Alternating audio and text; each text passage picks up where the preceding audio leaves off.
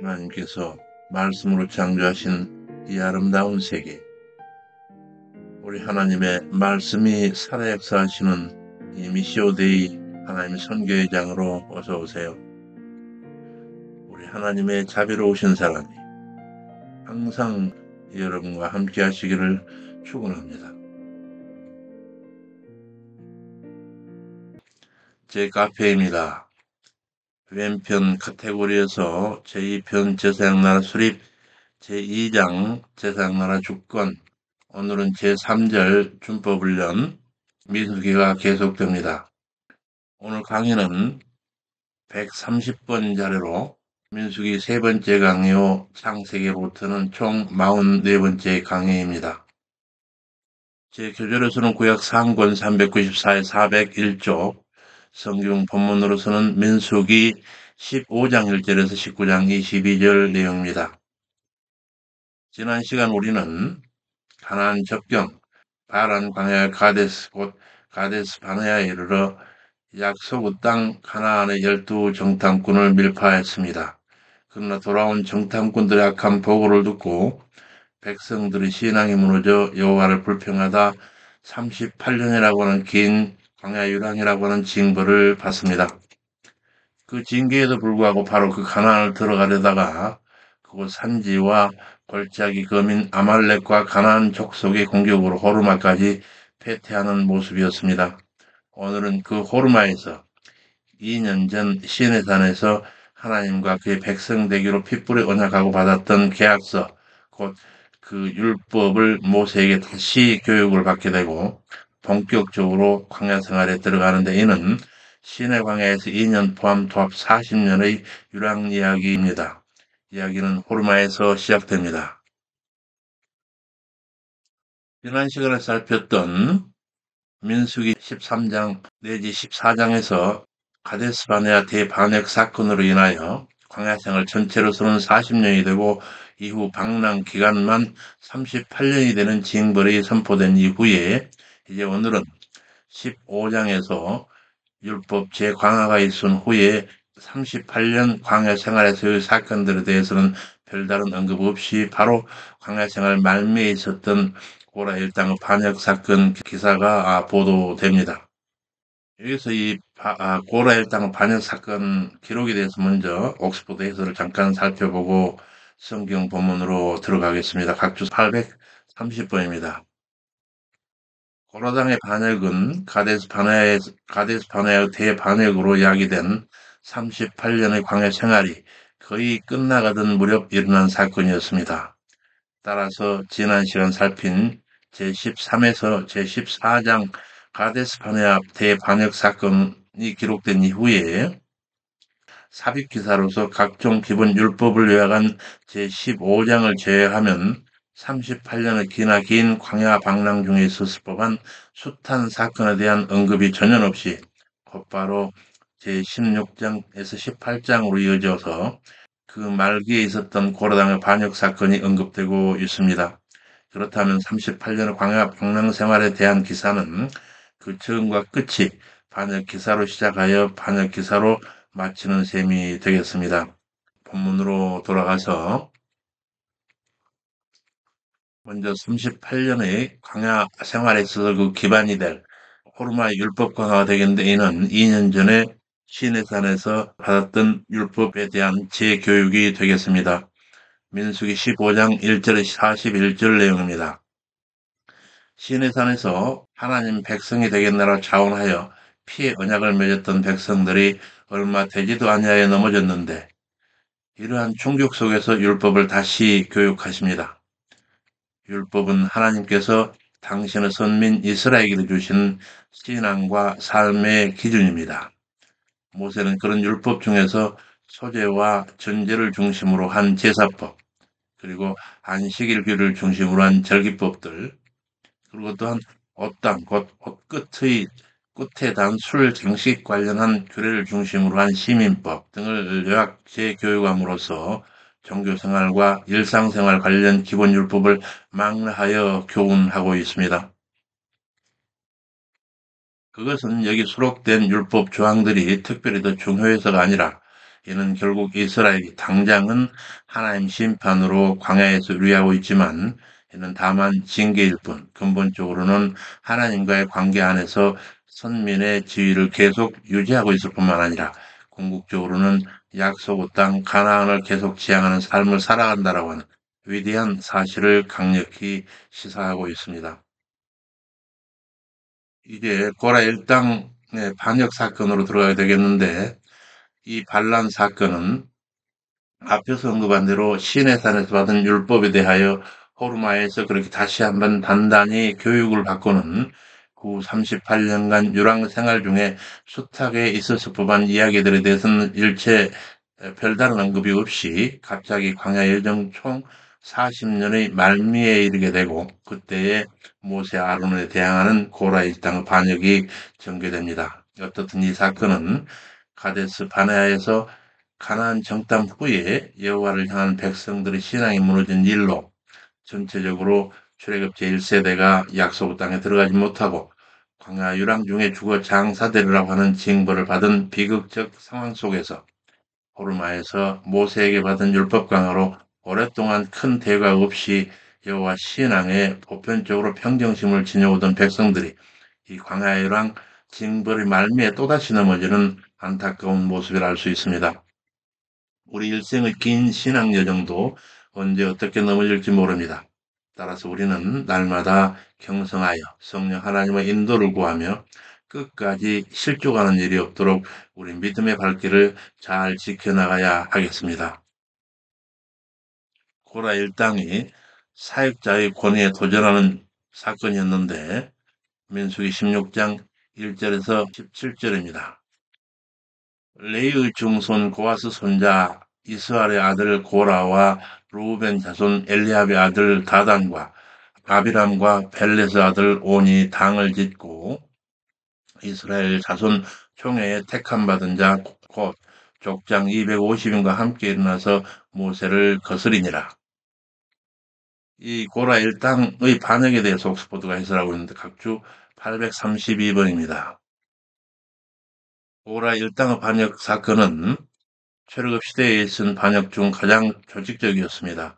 여타는 대부분 특별한 주모자나 선동자 없이 회중 전체에 의하여 우발적으로 발생하였습니다. 그러나 고라 일당의 반역은 처음부터 모세와 아론이 지닌 이스라엘 민족의 정치 종교적 수장으로서의 그 세속 권위에만 눈이 멀어서 일부 지도층 인사들이 38년의 긴 광야의 방랑으로 이스라엘 회중들 사이에 불만과 염려가 고도된 상황을 악용해서 당을 지어 일종의 쿠데타를 감행한 것이었습니다. 고라 일당은 이스라엘 사회의 지도층으로서 가데스 바네아 대반역으로 인한 광야의 방랑 징계도 어느덧 끝나가는 시점에 더욱 자숙해야만 했습니다. 그러나 그저 세속적인 허영과 타산에 눈이 멀어서 모세와 아론의 수장직을 찬탈하고자 시도하였던 것입니다. 그런데 선민 이스라엘 민족과 그들의 세울 국가는 일반 민족과 그들의 세운 세속 국가와는 그 발생 및 건국 과정 전체가 다른 선민 신정 국가였습니다. 따라서 이러한 이스라엘의 모든 권위와 정통성은 하나님의 선택과 승인으로만 가능한 것이었습니다. 더욱 이 사건의 주모자 고라는 그 자신이 레위지파 지도층의 일원으로서 모세와 아론이 갖는 그 선민 통수권자 및 종교적 수장인 대제사장으로서의 그 지위와 권위의 신적 기원에 대해 마땅히 깨닫고 있어야 할 위치였습니다. 그러나 그는 모세와 아론의 권위 안에 있는 하나님의 뜻에 대한 인식이 부족했던 것입니다. 여기서 본문으로 돌아갑니다. 고라 일당이 이스라엘 자손 총회에 택함 받은 자 곧 족장 250인과 함께 일어나서 모세를 거스리니라. 그들이 모여서 모세와 아론을 거스려 이르되 너희가 분수에 지나도다. 회중이 다 각각 거룩하고 여호와께서도 그들 중에 계시거늘 너희가 어찌하여 여호와의 총회 위에 스스로 높이느냐. 이 모세가 이르되 너희 자손들아 들으라. 이스라엘 하나님이 회중에서 너희를 구별하여 자기에게 가까이 하게 하사 여호와의 성막에서 봉사하게 하시며 그들을 대신하여 섬기게 하심이 너희에게 작은 일이더냐. 하고 너희는 각기 향로를 잡고 그 위에 향을 두고 각 사람이 그 향로를 여호와 앞으로 가져오라. 향로는 모두 250개라. 너와 아론도 각각 향로를 가지고 올지니라. 이 향로에 대해서 옥스포드가 해설하고 있습니다. 각주 833번입니다. 향로는 성막에서 제사를 드릴 때 쓰이던 기구 가운데 하나였습니다. 즉 이것은 그 안에 불타는 숯과 재를 넣어 옮기던 그릇으로 성경 다른 곳에서는 불을 옮기는 그릇 또는 불똥 그릇으로 번역하고 있습니다. 번제단에서 취한 불씨를 이 향로 안에 넣어 혼향단으로 불씨를 옮겼습니다. 그러나 본문에서 말하는 향로는 성막에 비치된 향로로 보기는 어렵습니다. 왜냐하면 성막에 250개가 넘는 향로가 비치되어 있다고 보기는 어렵기 때문에 그렇습니다. 다만 이 향로는 그들 각자가 준비해야 했을 것입니다. 이 반역에 따라 고라 일당에 대한 여호와 심판이 내려지게 되겠는데 민수기 16장 18에서 40절입니다. 그들이 각기 향로를 취하여 불을 담고 향을 그 위에 두고 모세와 아론으로 더불어 해막문에 서니라. 모세의 경고에 무리가 고라와 다단과 아비람의 장막 사면을 떠나고 다단과 아비람은 그 처자와 유아들과 함께 나와서 자기 장막문에 선지라. 이 모습은 그들이 모세와 아론을 치기를 탐하였으니 바로 모세와 아론의 그 모습으로 여호와 앞에 서게 하신 광경으로 보입니다. 이에 대하여 옥스포드에 해설하고 있습니다. 각주 834번입니다. 여기서 모세와 아론과 함께 해막문에 선이라 할 때 그 선이라라고 하는 니차빔, 히브리어 니차빔은 히브리어 나차브의 수동형 분사입니다. 이 나차브의 수동형 분사용법, 수동형 용법 가운데 하나는 똑바르고 고정됨을 강조하면서 서다라고 하는 뜻으로 사용되는 것입니다. 즉, 하나님의 막중한 사명을 받고 그것을 수행하기 위해 두려움 없이 똑바로 서 있는 모습을 묘사할 때 주로 사용됩니다. 본서의 기자 모세는 하나님의 사명을 받은 사람에게 사용되는 단어를 하나님을 향한 반역자인 다단과 아비람에게 사용함으로써 그들의 죄악을 오히려 단어적으로 드러내고 있습니다. 이것은 그들이 아직도 하나님을 향한 반역의 기세를 누그러뜨리지 않았음을 효과적으로 강조하기 위한 수사적 표현이라고도 할 수 있겠습니다. 즉, 자신들의 하나님을 향한 극악한 죄의 행위를 변함없이 지속하겠다라고 하는 반역자들의 굳은 뜻을 이 단어를 사용하여 전달하고 있다 할 수 있습니다. 또한 기자 모세는 하나님의 징벌을 피할 수 없는 폐역한 다단과 아비람이 그들의 부인과 아들들, 그리고 어린 아기들까지 모두 데리고 나와 모든 무리가 떠나버린 그들의 장막 문 앞에 서 있었다 기술함으로써 하나님의 진노 대상과 장소에 대한 암시를 주고 있습니다. 이런 암시는 바로 현실이 되는데, 그래 고라 일당에게 향단을 들려 공동체 앞에 모세와 아론과 같은 사역자 모습으로 세우신 여호와께서 그들을 한지하시는데, 본문으로 돌아와서 아담과 아비람은 그 처자와 유아들과 함께 나와서 자기 장막문에 선지라. 땅이 그 입을 열어 그들과 그 가족과 고라에 속한 모든 사람과 그 물건을 삼키고 여호와께로서 불이 나와 분향하는 250인을 소멸하였더라. 여호와께서 이르시되 이 사람들은 범죄하여 그 생명을 스스로 해하였거니와 그들이 향로를 여호와 앞에 드렸으므로 그 향로가 거룩하게 되었나니 그 향로 곧 불탄 향로를 쳐서 제단을 쌓는 편처를 만들라. 이스라엘 자손에게 표가 되리라 하시니라. 제사장 엘르아살이 불탄 자들의 드렸던 놋 향로를 취하여 쳐서 단을 쳐서 이스라엘 자손의 기념물이 되게 하였으니, 여기서 이 멸망당한 250연의 향로를 쳐서 제단을 만들었다는 이 부분에서 옥스포드에 해설하고 있습니다. 각주 835번입니다. 멸망당한 250연의 향로는 제단을 둘러싼 넓은 판이 되어 이스라엘 백성들에게 고라의 사건과 그들이 어떻게 하나님께 심판을 받았는지를 상기시키기 위한 표로서의 역할을 담당하게 되었습니다. 한편 본문의 이 제단이 분향단을 가리킨다고 보는 입장도 있긴 하지만 향로가 노스로 만들어졌고 번제단도 노스로 만들어졌으므로 번제단을 가리키는 것으로 보는 것이 마땅하다 할 것입니다. 그리고 분향단은 성소 안에 있으므로 제사장에는 아무도 보지 못하나 번제단은 성막 뜰에 있어서 모든 사람들이 주목할 수 있으므로 교육적 측면에서도 번제단으로 보는 것이 합당하다 할 것입니다. 여기서 본문으로 돌아가서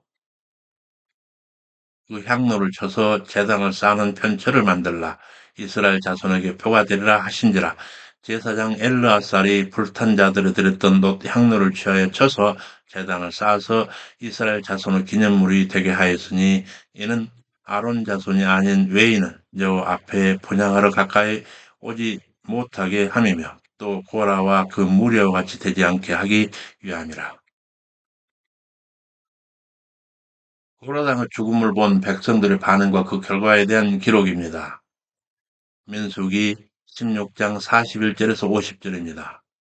이튿날 이스라엘 온 회중이 모세와 아론을 원망하되 너희가 여호와의 백성을 죽였도다 하며 모여 모세와 아론을 칠 때에 여호와께서 진노하셨으므로 연병이 시작되었으니 모세가 아론을 명하여 너는 향로를 취하여 단의 불을 그것에 담고 그 위에 향을 두어 가지고 급히 회중에게로 와서 그들을 위하여 속죄하라. 아론이 모세의 명을 쫓아 향로를 가지고 회중에게로 달려간즉 백성 중에 연병이 시작되었는지라. 이에 아론이 백성을 위하여 속죄하고 죽은 자와 산 자의 설 때에 연병이 그치니라. 고라의 일로 250명 외에 연병으로 죽은 자가 14,700명이었더라. 이때 모세의 명을 받은 아론이 죽은 자와 산 자의 사이에 섰던 일에 대해서 옥스퍼드 해설하고 있습니다. 각주 836부입니다. 아론이 급히 회중을 위해 향로를 취하고 그 향로에 불을 담아 향을 사름으로 여호와 앞에 속죄의 사역을 마쳤다라고 하는 사실을 강조하기 위한 수사적인 표현입니다. 즉 아론은 연병으로 이미 죽은 사람들로부터 살아있는 사람들이 전염되어 연병에 걸리지 않도록 그 사이에 서서 자기 온몸으로 맡고 있는 것입니다. 이는 자신의 동족 이스라엘 사람을 구원하기 위하여 죽으면 죽으리라고 하는 각오로 아하스로 왕에게로 나아갔던 에스더의 모습과도 흡사합니다. 뿐만 아니라 그 가운데선 아론은 여호와께서 속죄의 분향을 받으시고 그의 진노를 그치사 회중 가운데 임한 재앙이 멈추기를 간절히 기도했을 것입니다. 한편 속죄 제사를 드림으로써 죽어가는 사람들을 구원한 아론은 후일 온 세상의 사람들을 속죄하기 위해 이 땅에 오셔서 중보 사역을 하셨던 예수 그리스도를 예표한다 할 수 있습니다. 그래서 본문 돌아가서 책임자의 정통성에 대한 여호와의 표징으로서 쌍난 지팡이 사건이 전개됩니다. 민수기 17장 13절 내용에 모세에게 명하여 각기 지파별로 족장의 이름을 쓰게 하고 레위 지팡이에는 아론의 이름을 쓰게 해서 그 취한 12지팡이를 언약궤 앞에 두게 하시고 택하신 자가 누구인지를 보이시겠다 하시더니 민수기 17장 18절에서 10절입니다.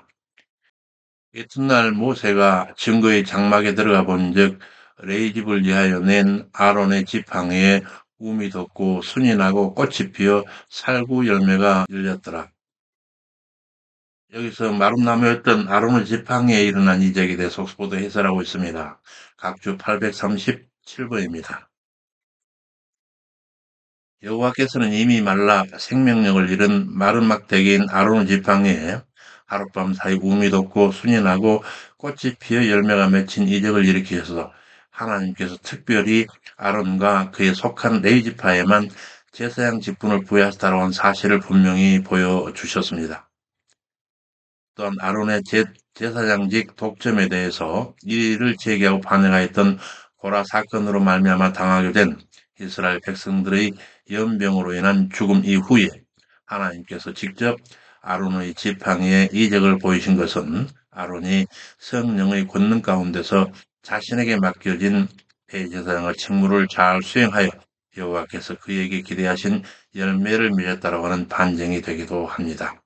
이 이적에서 아론의 지팡이는 살구 열매까지 열린 이적이었습니다. 이는 물론 그 지팡이가 마른 살구나무로 된 지팡이였기도 하겠으나 특히 이 살구나무에 대해서는 예레미야서 1장 11절 12절에 가면 선지자 예레미야가 소명받던 바로 그때 두 환상을 보는데 그 중에 하나도 바로 살구나무였습니다. 이 살구나무라고 하는 히브리어 사케드라고 하는 단어는 주시하다, 지켜보다라고 하는 히브리어 샤카드하고 그 동일한 자음의 체계를 가지고 있어서 사역자에 대하여 여호와께서 감찰하신다라고 하는 함의도 생각해 볼 수 있겠습니다. 곧 아론의 사역에 대하여 여호와께서 특별히 지켜보고 계신다는 의미로서 말라 죽은 지팡이처럼 보이겠으나 실상은 살아 열매를 맺고 있다 함을 보이심을 알 수도 있습니다. 여기서 한번 돌아가서 아론의 지팡이에 움이 돋고 순이 나고 꽃이 피어 살구 열매가 열렸더라. 모세가 그 지팡이 전부를 여호와 앞에서 이스라엘 모든 자손에게 취하여 내매 그들이 보고 각각 자기 지팡이를 취하였더라. 여호와께서 모세에게 이르시되 아론 지팡이는 증거계 앞으로 도로 가져다가 거기 간직하여 패역한 자에 대한 표징이 되게 하여 그들로 이제 원망을 그치고 죽지 않게 할지니라.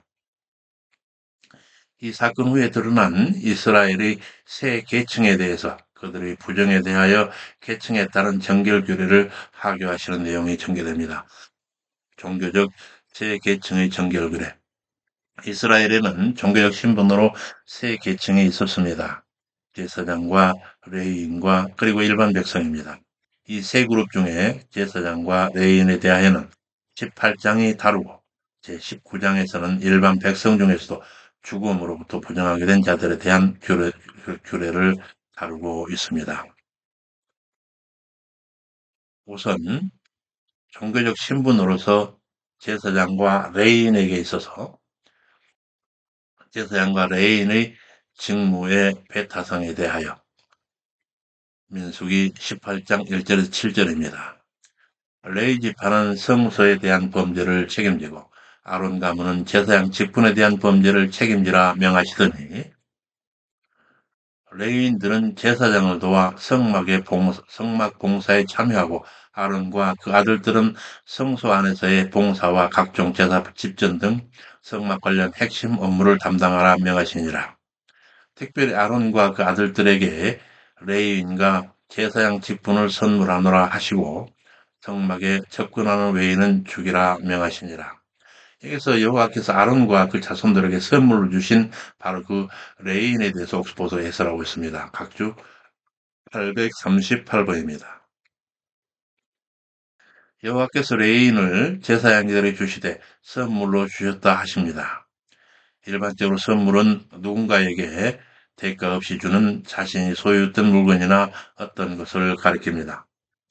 실제로 레위인들의 도움 없이는 제사장이 자신의 직무를 제대로 감당할 수 없었으므로 제사장들에게 있어서 레위인들은 참으로 귀한 선물이었습니다. 따라서 제사장들에게 주어진 레위인들에게는 자신의 소유주 대신 여호와의 뜻을 받들어 제사장을 도와 성막을 봉사하는 자신의 임무에 최선을 다해 봉사해야만 하는 의무가 주어졌던 것입니다.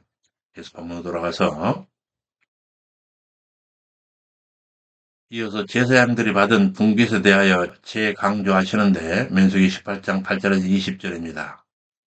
그들이 받은 분깃은 거제물과 요제물과 불사르지 않은 지선물 그리고 첫 소산 곧 처음 익은 열매 그리고 백성이 드리는 서원 예물을 제사장 몫으로 주시고 사람과 짐승 초태성을 제사장 몫으로 주시되 그것을 대선할 수 있는 속전 규례를 이르시고 그 예물에 대한 제사장 분깃을 다시 한번 확인하시고 제사장은 아무런 세속적 기업이나 분깃이 없으나 오직 여호와께서 분깃이요 기업이시라 하시더라.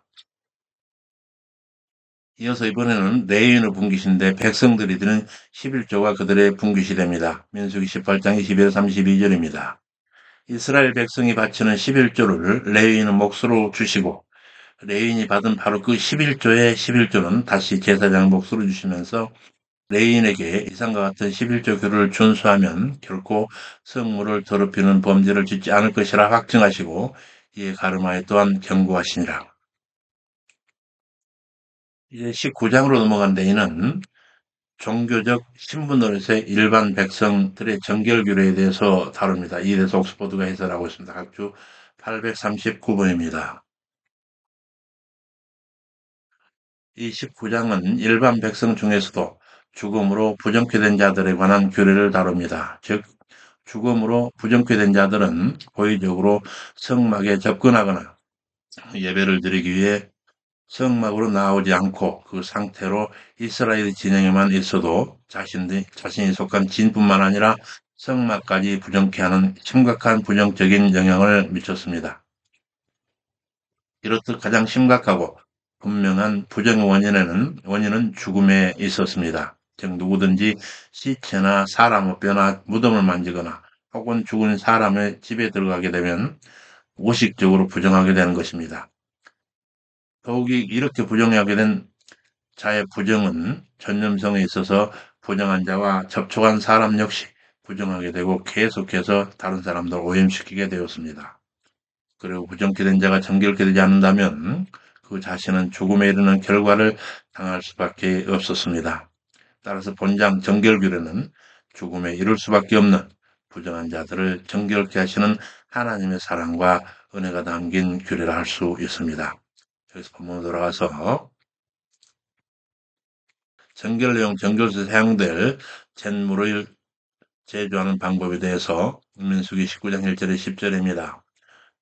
모세 아론에게 이르시되 이스라엘 자손에게 흠이 없고 멍에 매지 아니한 붉은 암송아지를 내게로 너에게로 끌어오게 하고 너는 그것을 제사장 엘르아살에게 주며 여기서 너는이라고 해요. 너는 곧 모세는 붉은 암송아지를 엘르아살에게 주라고 하는 부분에 대해서 옥스포드 해설을 살피고 넘어가겠습니다. 840번입니다. 성경 보면 우리 한글 개혁 성경의 번역은 오류입니다. 그래서 너는 엘르아살에게 줄 것이라 너는 이렇게 했는데서 이 주다라고 하는 일반 동사 히브리어 나탄이라고 하는 히브리어는 미완료 남성 2인칭 복수형입니다. 따라서 너희는 엘르아살에게 줄 것이오라고 하는 의미가 되겠습니다. 이 내용이 모세 아론 두 사람을 향한 하나님의 말씀이니 네게로라고 할 때 너라고 단수로 말한 것은 모세 아론을 대표하여 모세를 뜻하는 것입니다. 그런데 한글 개혁 성경은 너는이라고 해서 모세 혼자 엘르아살에게 암소를 주는 것으로 오역하고 있습니다.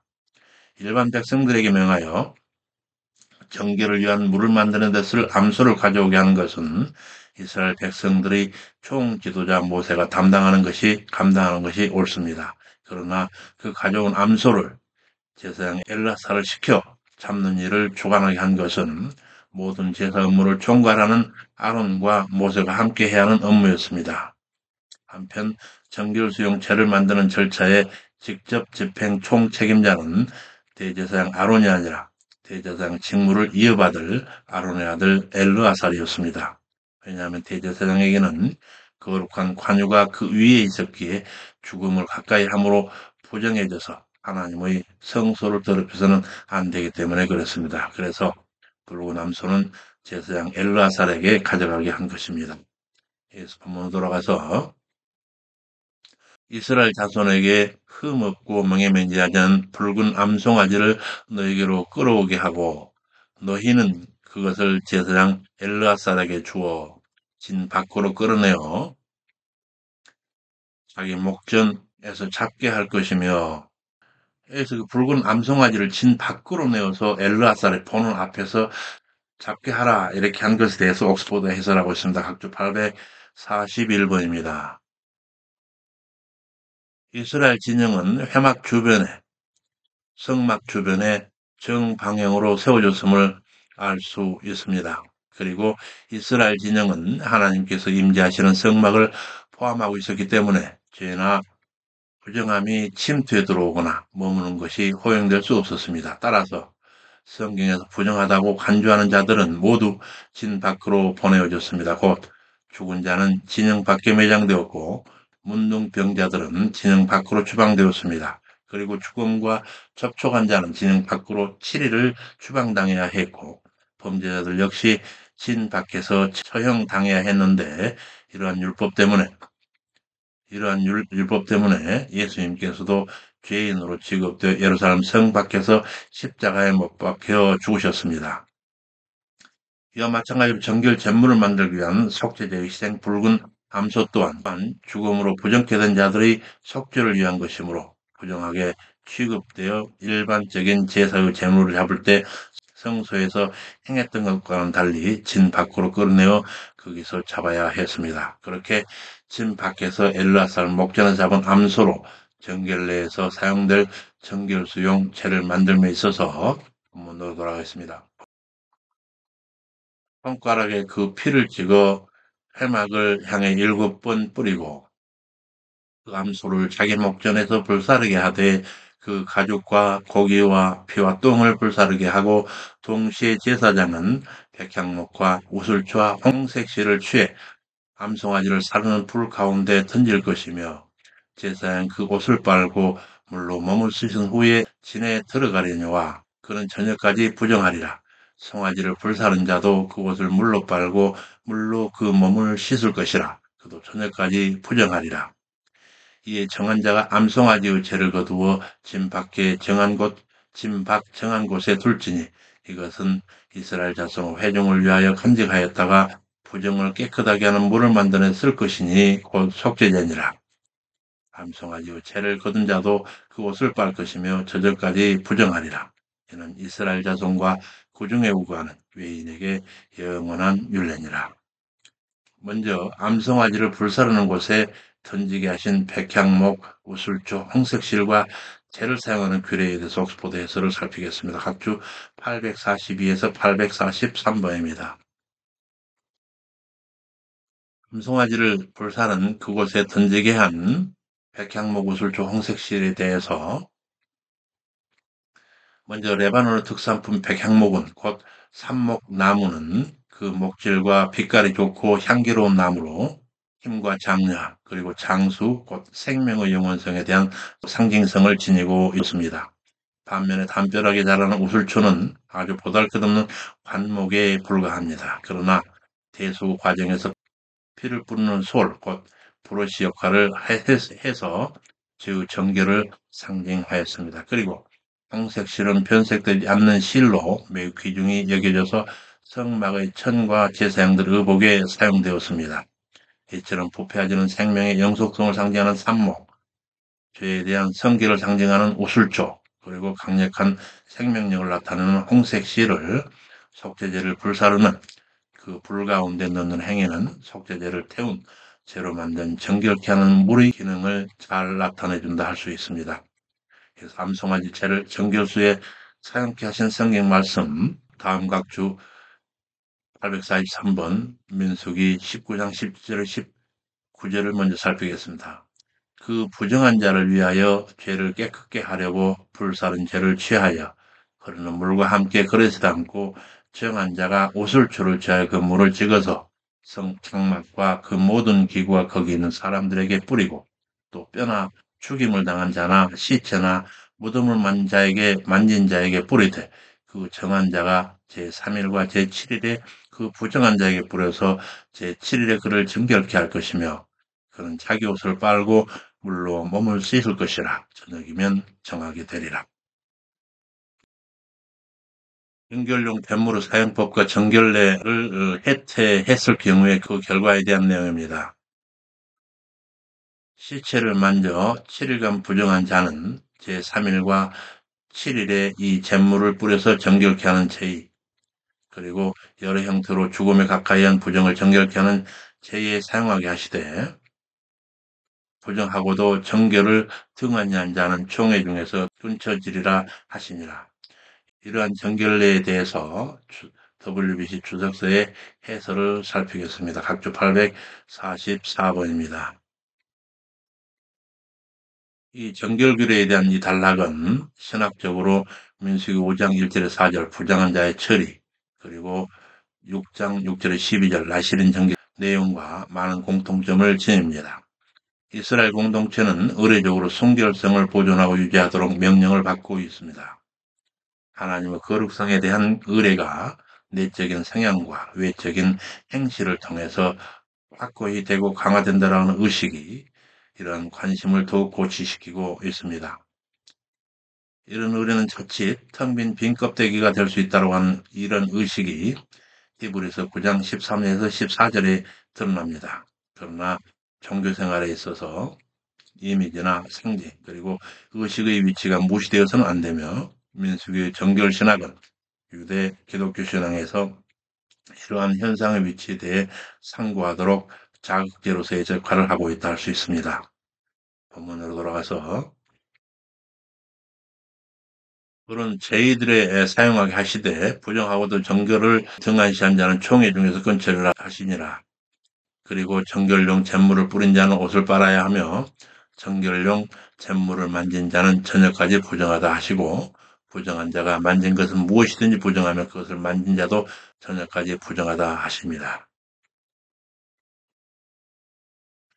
이렇게 백성들의 정결을 엄히 가르치시는 하나님을 생각해 볼 때, 먼 옛날 우리의 신앙 선진 이스라엘에 있어서 짐승의 피로써 죄 씻음 받고 하나님 백성이 되어 하나님 임자에 계시는 그 공동체의 정결을 중시하셨다면 오늘날 우리에게 있어서 각 개인이나 공동체 모두 예수 그리스도의 피로써 정결케 되어 하나님 백성들이 되었을진데 그 정결함이 하나님 앞에 얼마나 더 중요한 사안이 될 것인가 스스로 깊이 새겨보아야 할 일입니다.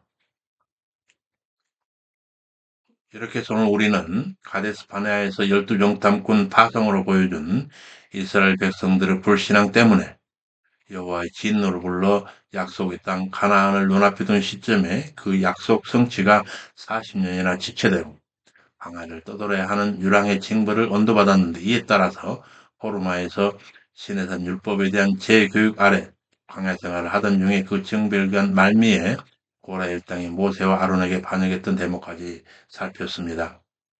다음 시간에는 친광야 가데스에서 우리 성경은 신광야를 하고 있지만 히브리어는 친광야인데 그 친광야 가데스에서 모세의 누이 미리암의 죽음과 무리바 물 사건 그리고 호르산에서의 아론의 죽음 그리고 홍해길로 가던 중에 만나는 있었던 노뱀 사건 그리고 비스가산에서의 아모리 전투 등으로 이어지는 과정을 살피게 될 것입니다. 수고 많으셨습니다. 우리 하나님의 자비로우신 은혜가 사랑하는 그리스도 제자된 여러분 위해 항상 충만하시기를 간절히 축원합니다. 감사합니다. 샬롬.